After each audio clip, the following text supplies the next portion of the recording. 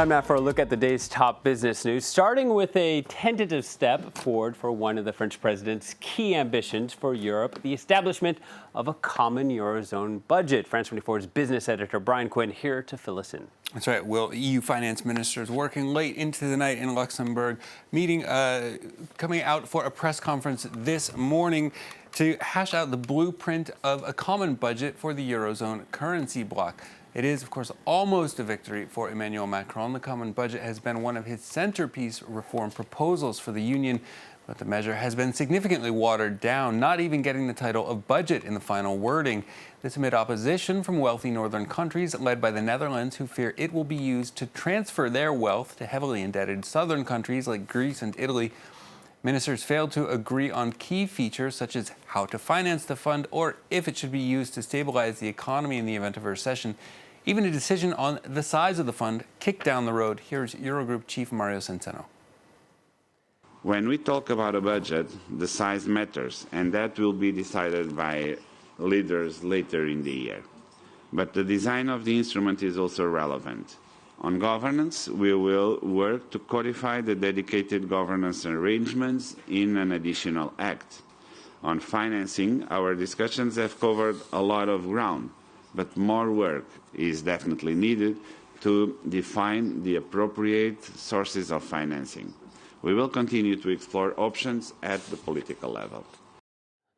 Time now for a check on the markets. Asian indexes trending lower as tensions run high in the Middle East following an apparent attack on those two tanker ships in the Gulf of Oman.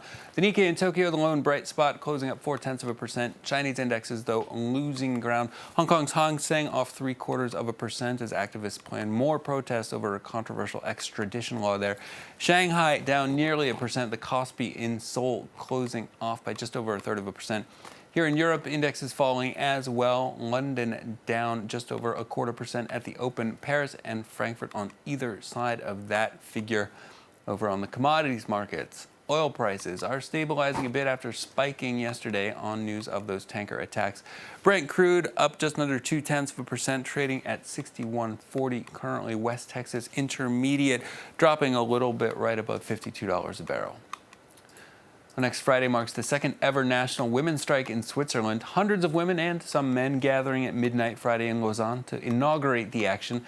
They're looking to highlight a persistent pay gap and workplace discrimination 28 years after a nationwide strike in 1991 that saw 500,000 Swiss women walk off the job. That strike led to 1996's Gender Equality Act, which banned discrimination and sexual harassment. But despite high living standards, Switzerland still lags behind other Western economies in female pay and workplace equality. Here's what one striker had to say. There are still many jobs said to be feminine jobs which are not recognized as they should be. We are still facing a glass ceiling.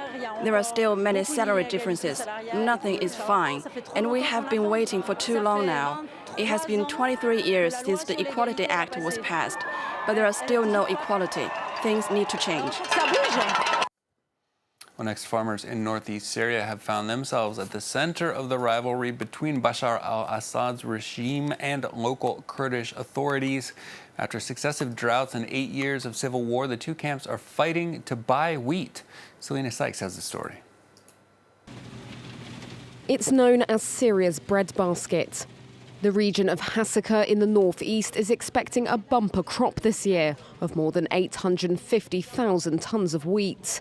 But farmers here have found themselves caught in the middle of the conflict between Bashar al-Assad and local Kurdish authorities. They know that the harvest is good this year, so they're trying to control us. Both sides are taking advantage of us instead of trying to listen. The farmer is always the victim. The Syrian government has increased its budget for buying wheat this year. It's now offering 185 Syrian pounds per kilo. That's a 5% increase compared to 2018. After successive droughts and 8 years of civil war, some farmers are willing to sell to the highest bidder without getting involved in politics. Whether it is from the Kurds or from the Damascus regime, we want an increase in the prices of grain so we can escape this life of poverty. Kurdish authorities can't compete with the price proposed by Damascus, but have said no wheat bought by the region can leave the Kurdish region and should instead feed the local population. According to the United Nations, 6.5 million Syrians do not have reliable access to food. That conflict touching every aspect of life over in the region there, Will. Indeed. All right. Thanks very much, Brian. Brian Quinn with a look at the business news.